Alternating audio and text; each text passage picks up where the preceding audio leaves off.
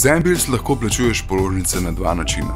Izberi gumb Euro in možnost slikaj in plačaj QR. Slikaj QR kodo na položnici, pregledaj podatke in potrdi plačilo.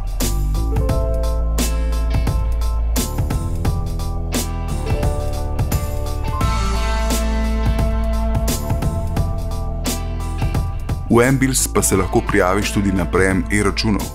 Izberi več in možnost prijave na e-račune. Izberi Dodaj e-račun.